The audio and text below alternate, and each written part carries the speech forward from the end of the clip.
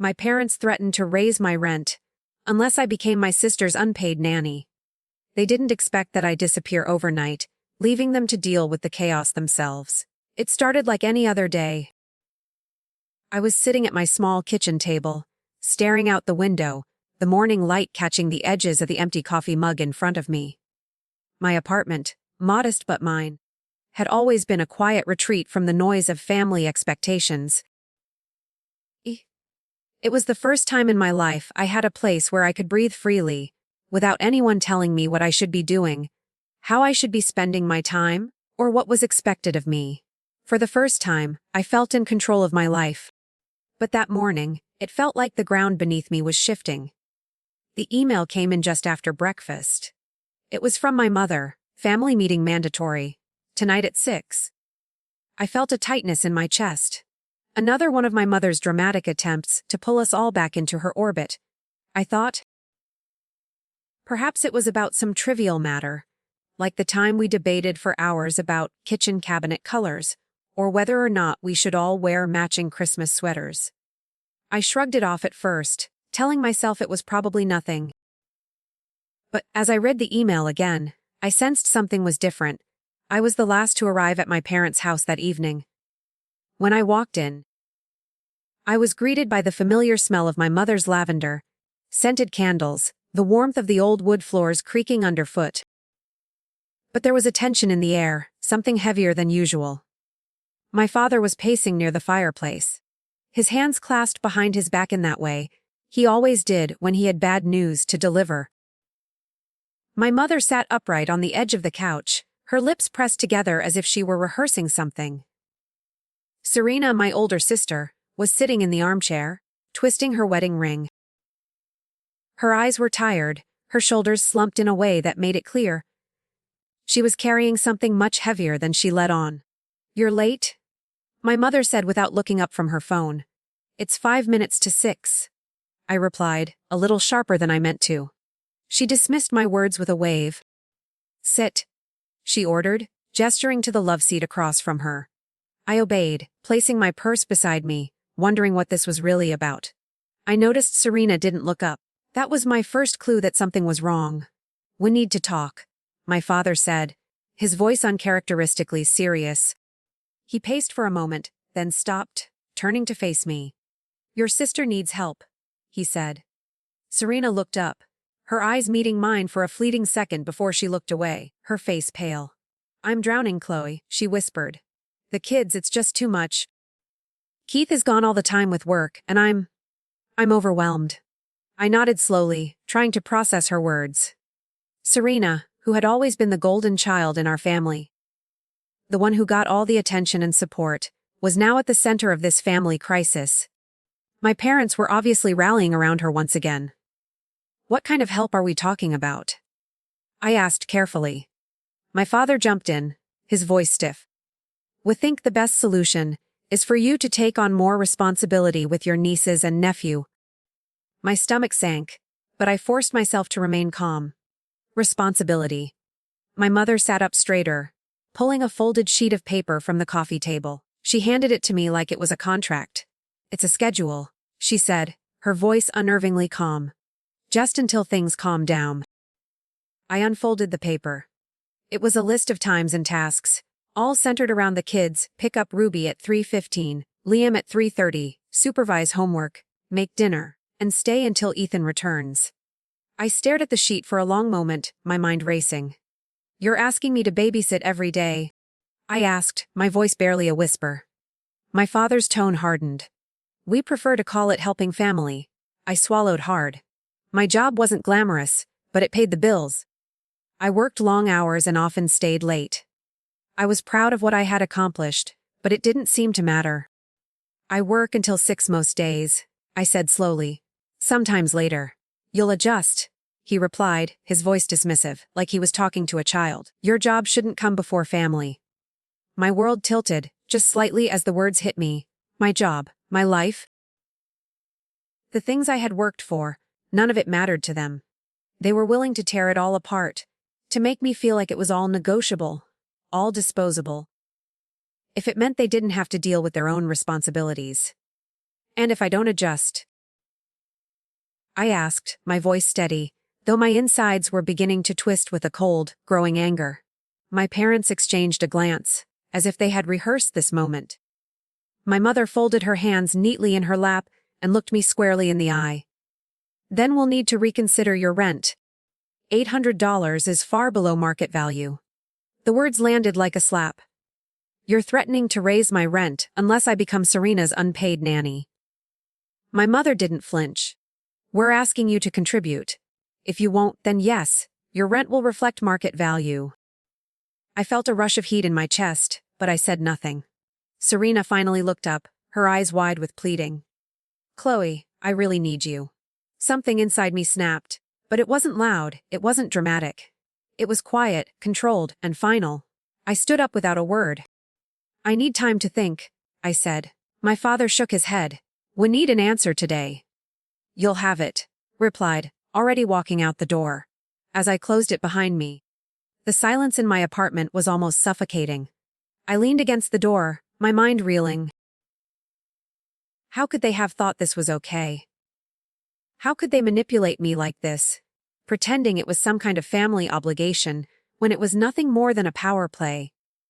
For a few minutes, I just stood there, staring at the familiar shapes of my living room. The rug, the reading chair, the mirror by the window. All of it had been mine, my sanctuary. And now, I realized, it had never really been mine at all. It had just been leverage. I wasn't sure what came over me next, but I knew one thing for certain. I wasn't going to let them control me anymore. Not this time. I walked back into my apartment, the door clicking shut behind me with a finality that made my chest tighten. The familiar smell of coffee and the faint scent of the candles I always lit when I worked at night filled the room. My sanctuary. The apartment that had been mine for years. The place where I had built a life I was proud of, brick by brick. Or so I had thought. Now, it felt like everything I'd worked for had been nothing more than an illusion. The thought of my parents, sitting in their living room, staring at me like I was a puzzle piece they could force into place, made my skin crawl. They didn't see me. They never had. They only saw what I could do for them.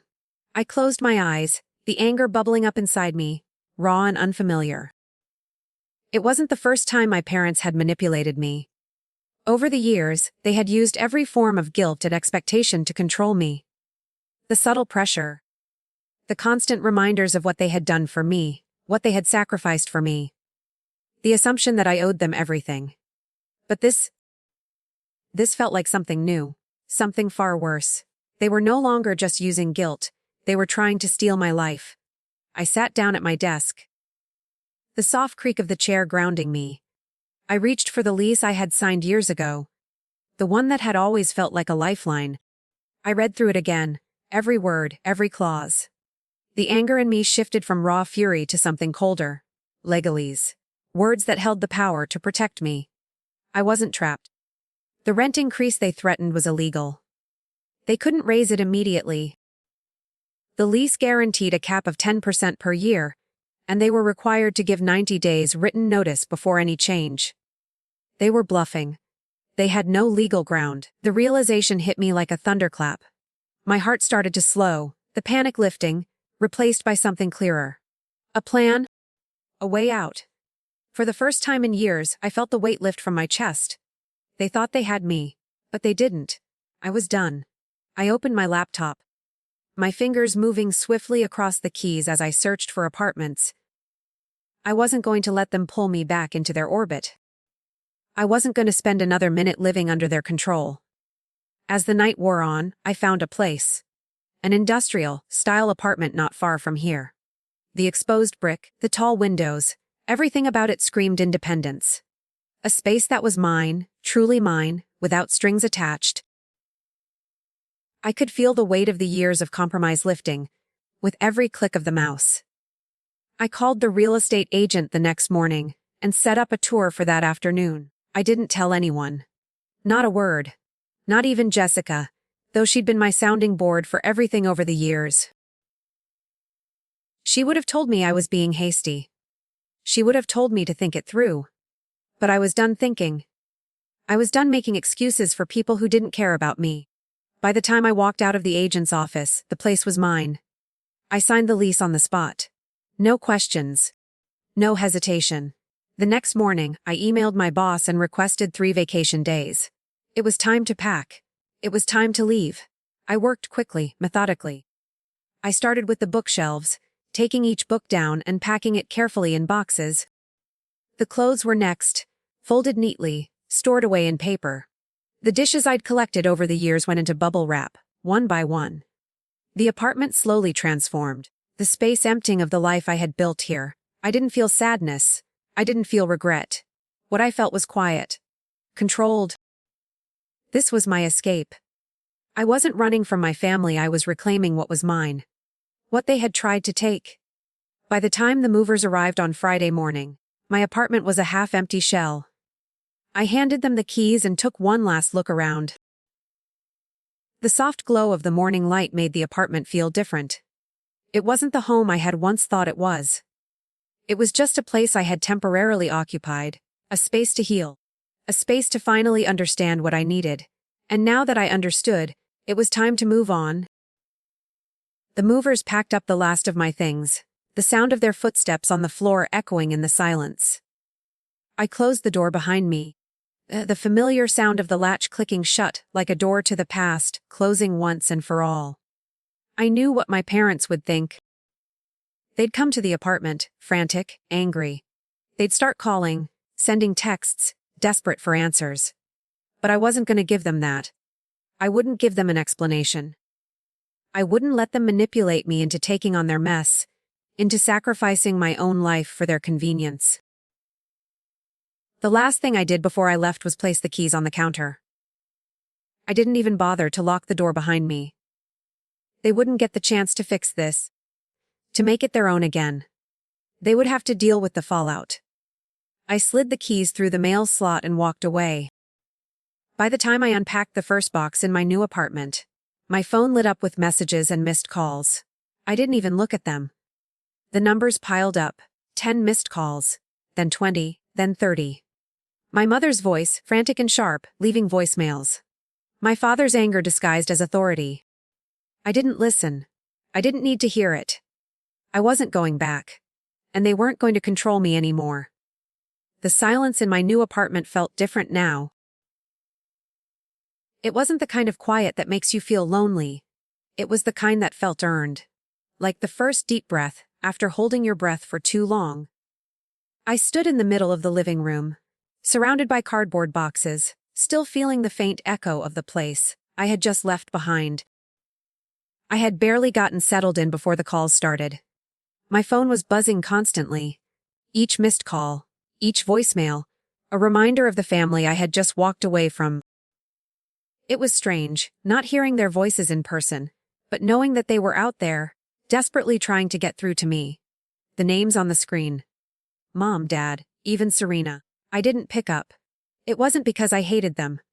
It wasn't even because I was angry anymore. It was because I was done.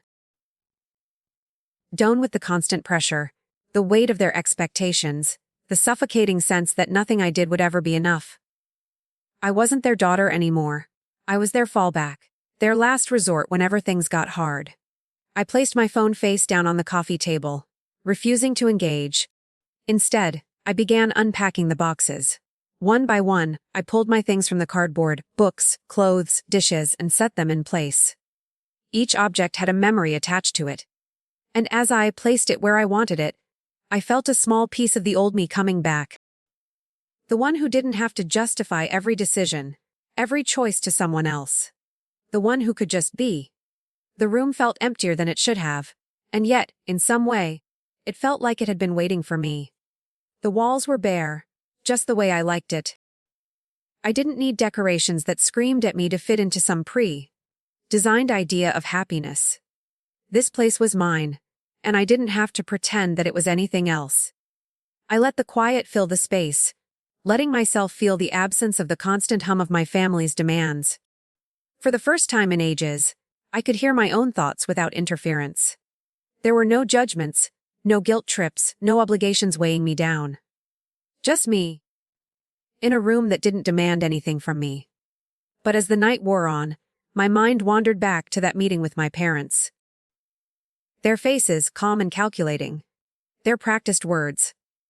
It was as though they had been playing this game for years, and I had finally just figured out the rules. My father's voice still echoed in my head. Your job shouldn't come before family. It hit me hard when he said it, because he didn't understand. He didn't get that my job wasn't just a paycheck. It was what I had built for myself. It was the only thing in my life that felt real, that felt like mine. And for the first time in years, I realized how much I had sacrificed to make them happy.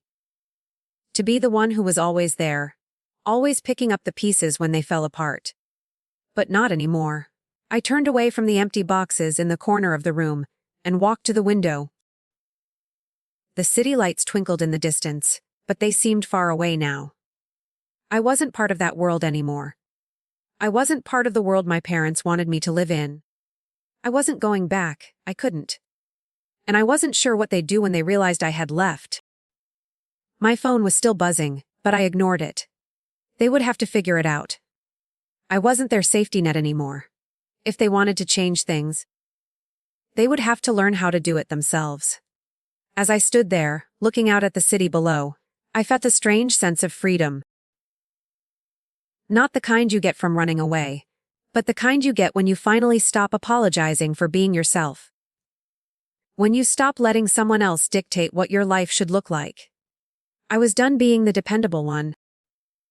Done being the one who could always be counted on to fix things, even if it meant breaking a little bit of myself in the process. They had pushed me to the edge for too long. But now, I had taken control. I was in charge of my own life, and no one was going to take that away from me. I took a deep breath and let it out slowly, feeling the tension in my shoulders begin to dissolve. The apartment was mine.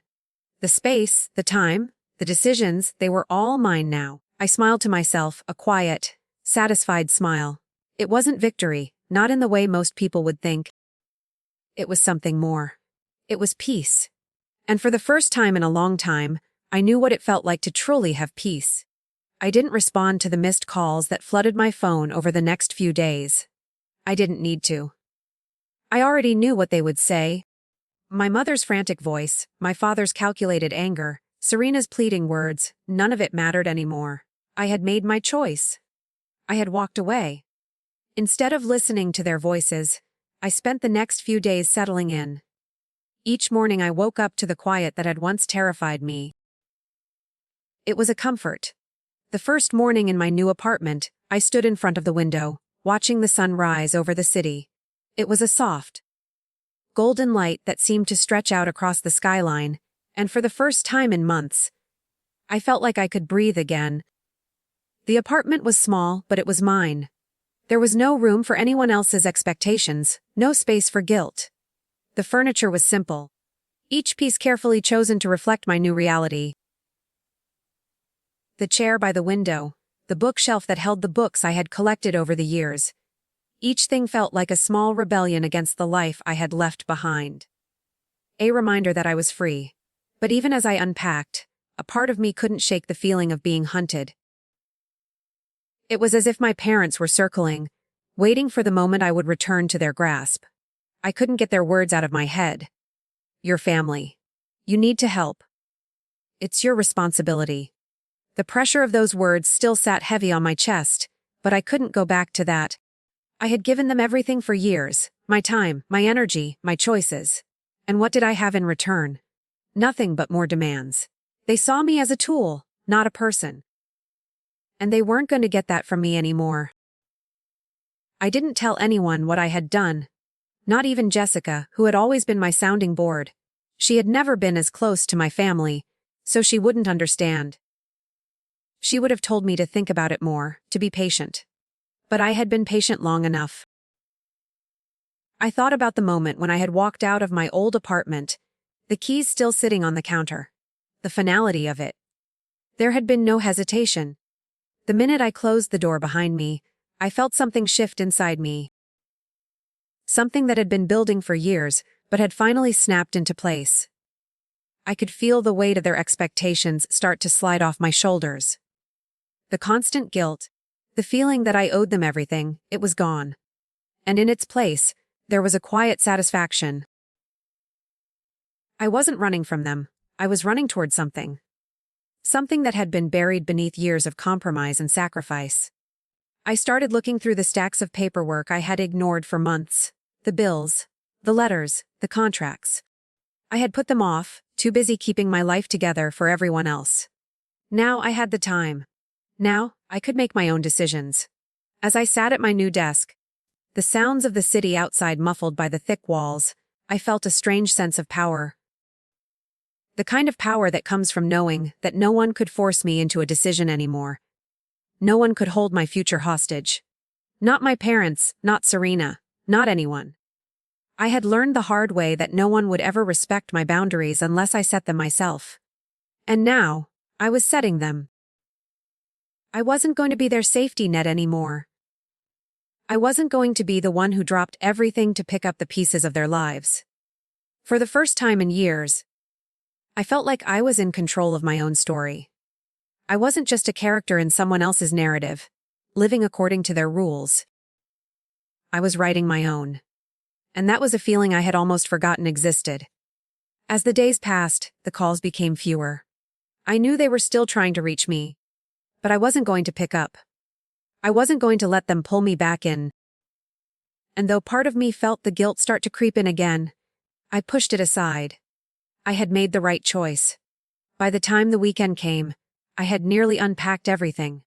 The apartment was starting to feel like home. The walls weren't empty anymore. They were filled with my choices, my things, my life. And for the first time in a long time, I felt peace. Not the kind of peace that comes from pretending everything is okay, but the kind that comes from knowing I had taken control. I had broken free from the life my parents had tried to dictate for me. I had stopped letting them decide who I should be, what I should do. And in doing so, I had finally given myself the space to be who I was meant to be. I knew there was still more to do, more decisions to make, more boundaries to set. But for the first time in years, I wasn't doing it for anyone else. I was doing it for me. And that felt like enough. The phone buzzed on the counter.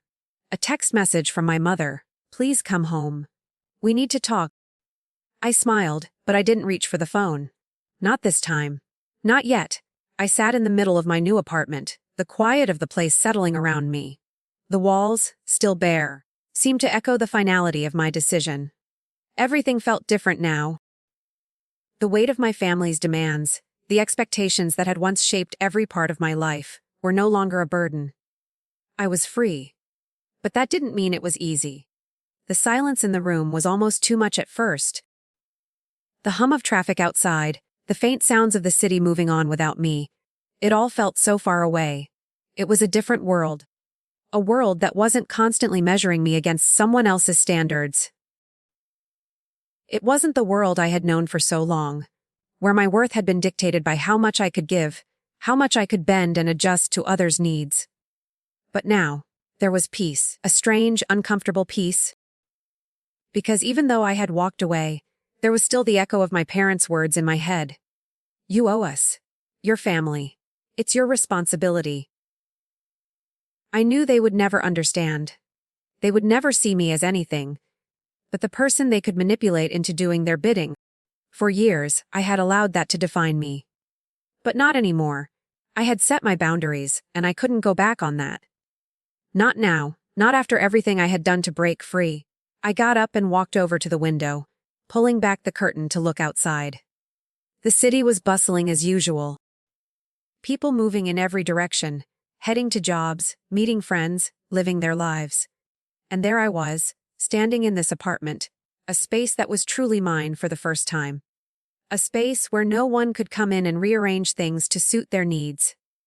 The apartment was still empty. It felt like a blank canvas, waiting for me to fill it with my own life. I smiled to myself, knowing that no one was coming to tell me how to decorate, or what time I should be home.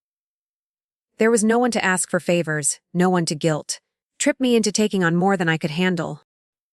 It was a small thing, but it meant everything to me. I hadn't expected it to feel this good. For so long, I had convinced myself that I wasn't allowed to feel good, unless everyone else was happy first. But now, standing in this space, I realized how much of myself I had sacrificed just to make everyone else comfortable. And the more I thought about it, the more I realized how much I had given up. Years of my life, spent catering to their needs. Years of ignoring my own, convincing myself that their happiness was more important than my own. I had become so used to living for them that I forgot what it felt like to live for myself. But now, I was living for me.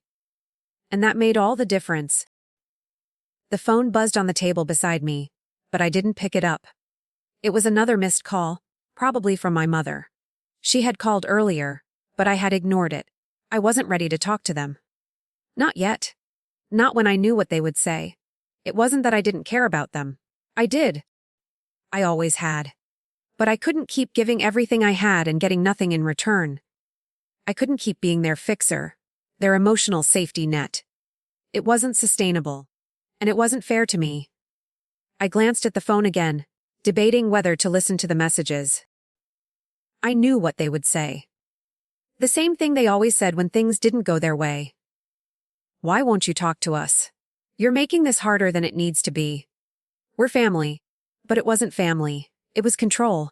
It was manipulation. And I couldn't keep falling for it. I turned the phone face down and walked back to the window. I couldn't let them take this from me. I couldn't let them pull me back into their world of expectations and guilt.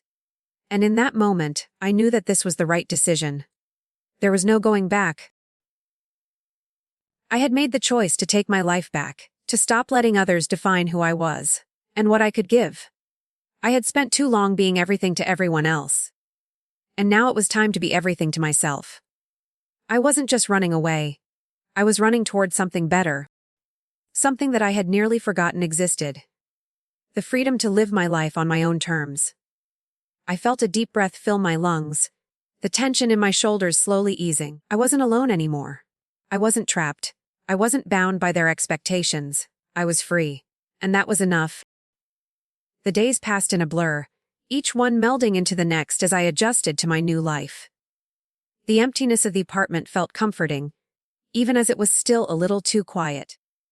I had moved everything I cared about out of the old place, leaving behind a space that had once been mine, but was no longer. What I had thought was a home was just another layer of someone else's expectations. But here, in my new apartment, I had the room to breathe again. It wasn't perfect, but it was mine. The soft rustle of the leaves outside the window, the hum of the refrigerator in the corner, the smell of fresh coffee in the mornings, all of it felt real in a way I hadn't experienced in years. I could walk through the rooms without feeling like I was walking on eggshells, wondering if I was disappointing someone, letting someone down. I could do whatever I wanted, whenever I wanted, without anyone telling me how it should be. But that didn't mean everything was easy. The guilt crept in at night, when I was lying in bed staring at the ceiling, thinking of my parents' faces in that meeting. Their calm, practiced expressions. My mother's tight smile. Like she was still trying to convince me that her demands were reasonable. My father's unspoken authority, the way he expected me to just comply without question.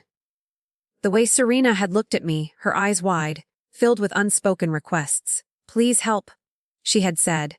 I could still hear her voice in my head. But it wasn't just her. It was my mother's voice, too, the way she always said, "Your family. You have to help." And I had. I had always helped. But the truth was, no matter how much I gave, it was never enough. They would never stop asking for more. They would never see me as anything but the person they could lean on, the one who would always make things better. And for the first time, I saw that. I saw it clearly. Without the haze of guilt or obligation clouding my judgment. I didn't owe them my life. I didn't owe them everything I had worked for. I was more than just the person they could call when things went wrong. I was a person in my own right. A person who had her own dreams, her own desires. A person who deserved to live for herself, not just to fulfill the roles they had given her. I shook my head, trying to push the thoughts away. I was here now. I was free, but it wasn't as simple as turning off the guilt. It didn't work that way. I had spent too many years being the responsible one. The one who kept everything together. The one who sacrificed for everyone else. Even now, I could feel the pull, the weight of those old habits trying to drag me back into their orbit. The phone buzzed again. Another missed call. This time from my father. I didn't pick up. I didn't want to hear what he had to say. It was always the same. Always about what I should be doing, what I owed them. Always about their needs, never about mine. I took a deep breath and set the phone down. I wasn't going to let them do this to me. I wasn't going to let them pull me back into their world. Their expectations. This was my life now. And I was going to live it the way I wanted to. I stood up and walked over to the window, pulling the blinds open just a little. The city was alive outside. People walking down the street, talking on their phones, heading to work, heading home. It was the same as it always had been, but it felt different now. It felt like I was finally a part of it. Like I wasn't living in someone else's shadow anymore. And for the first time, I allowed myself to feel something other than guilt. I allowed myself to feel relief. It was small, but it was there, like a weight lifting off my shoulders. I had made the right choice. It wasn't going to be easy. But I knew it was the only way I could move forward. I couldn't keep living for everyone else. I had to start living for me. And maybe, just maybe, I could finally start to heal. The days after I moved and felt surreal. It was as though everything I had known was fading into the distance, becoming less tangible with each passing moment. The quiet was both a relief and a challenge. For so long, I had been surrounded by noise, by the endless demands, the expectations, the constant pull of my family.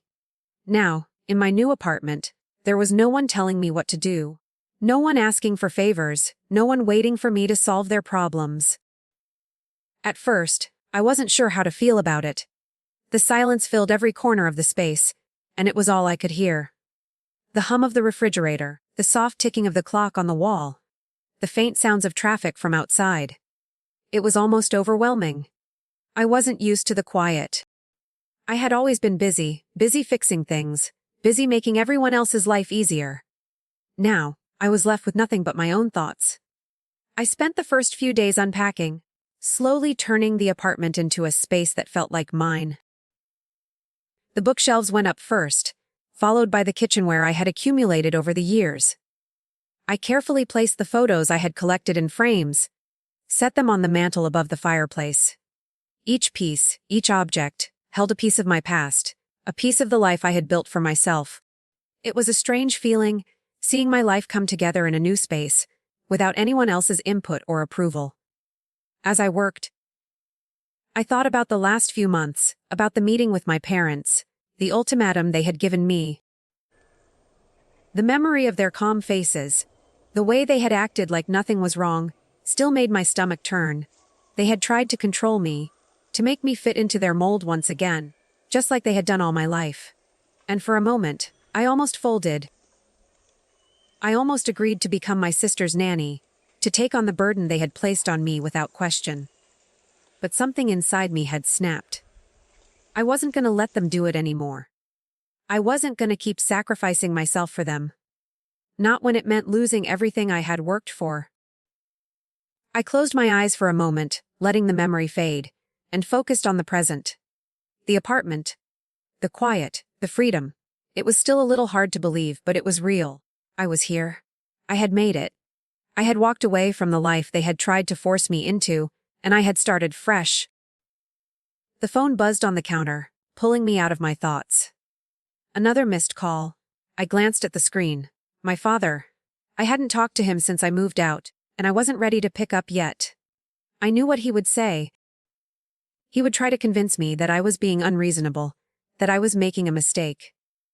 But I wasn't. I was doing the right thing. I had to remind myself of that every time their calls came through. The truth was, I had never been able to stand up to them before. I had always been the one who kept the peace, the one who tried to make everyone happy, even at the expense of my own happiness. But now, I was learning how to say no. I was learning that it was okay to put myself first. I looked back at the phone, my thumb hovering over the screen. I could block his number, stop the calls entirely. It would be so easy. But I didn't. I didn't want to cut them out of my life completely. That wasn't what this was about. I wasn't abandoning them. I was just setting boundaries. I was telling them that I wasn't going to be their punching bag anymore. I sighed and turned the phone over, putting it back on the counter. The call would still be there when I was ready to deal with it. But not now. I walked over to the kitchen and poured myself a cup of coffee, the rich, warm aroma filling the air. I took a sip and leaned back against the counter, letting the quiet settle around me. It was strange, this peace. It was both a comfort and a challenge. I had spent so long living for everyone else. I wasn't sure what it meant to live for me. But I was learning. I wasn't sure how things would play out with my parents. I wasn't sure how long it would take them to accept that I wasn't going to be the person they wanted me to be. But that didn't matter right now. What mattered was that I had made the decision to take control of my life, and that felt like enough. I placed the cup down, walked back to the window, and looked out at the city below. It was my city now, not theirs. It was my life, my choices, my future. I had a long road ahead of me, but for the first time in a long time, I felt like I was on the right path. The path that was mine. And that was enough. The silence that followed my decision to leave felt strange at first. It wasn't the kind of quiet I had grown up with, filled with unspoken rules and expectations. It was a raw kind of silence, where every creak of the floorboards, every car passing by outside, was a reminder that I was no longer tethered to the life I had once known. My apartment felt bigger now, in a way. Not just because I was still adjusting to the space, but because I had the freedom to fill it however I wanted. No one was going to tell me how to decorate, what time I had to be home, or how I should be spending my time. I spent the first few days unpacking, getting my things settled. The bookshelves went up first, followed by the kitchenware I had collected over the years. I carefully arranged the dishes, each one a reminder of the moments that had shaped me. Gifts from friends, pieces I had picked out on my own. I took my time, savoring the small rituals that felt like a new beginning. The hum of the refrigerator, the soft tick of the clock on the wall. These small sounds made the apartment feel more like a home, not just a place to sleep. But despite all the newness, there was something that lingered in the back of my mind. My parents. They hadn't stopped calling. The messages piled up on my phone, each one a little more frantic than the last. My father, his voice always calm, always demanding that I return to the family fold. My mother pleading, trying to guilt me into coming back home. And then there was Serena. Her voice always a little softer, a little more desperate, as if she wasn't just asking for help but pleading for my forgiveness. I had been prepared for this. I had known they would try to pull me back in. It wasn't the first time they had manipulated me. It wasn't the first time they had tried to make me feel responsible for things that weren't mine to fix. But this time, I wasn't going to give in. I wasn't going to fall back into the role they had carved out for me. The one that was always accommodating, always sacrificing, always the one who kept things together. I knew what they would say. I knew they would try to make me feel guilty for not helping, for not stepping in and taking care of things. But the truth was, they had never seen me as a person with my own life. They had seen me as an extension of their needs, a tool to fix their problems. And I was tired of it. The phone buzzed again. I stared at the screen, the name, Dad, flashing in bold letters. I didn't pick it up. I didn't need to hear what he had to say. The conversation would be the same as always. They needed help. They couldn't manage without me. But I wasn't their crutch anymore. I wasn't going to keep carrying the weight of their world. I leaned back in my chair, taking a deep breath. The apartment felt more like mine with each passing day. I could feel the tension in my shoulders start to ease, the constant knot in my stomach starting to untangle. I was free, and yet, there was still a part of me that felt like I should be doing more. Like I was somehow wrong for not giving in. But I knew that wasn't true. I had to stop feeling guilty for choosing myself. I glanced over at the small stack of letters on the counter. bills, catalogs, and a thick envelope from my parents. I had already decided not to open it. I didn't need to read another letter full of guilt, full of promises that things would be different if I just came back. Things would never be different. They would always find a way to pull me back into their web. But not this time. Not anymore. The days went on, and I found myself adjusting to this new life. I spent time exploring the city, enjoying the small freedoms that came with living alone. I could walk into a cafe without worrying about a phone call from my parents. I could stay out late, not answering to anyone. I could take a walk in the park without feeling like I had to rush back home to take care of someone else's needs. But then, the guilt would return. It would creep in at night. When the apartment was dark and quiet, I would wonder if I had made the right choice. Was it wrong to want to live for myself? Was I being selfish by not going back, by not helping Serena, by not fixing everything for my family? I would push those thoughts aside, focusing on the small victories. The way the apartment felt more like mine with each passing day.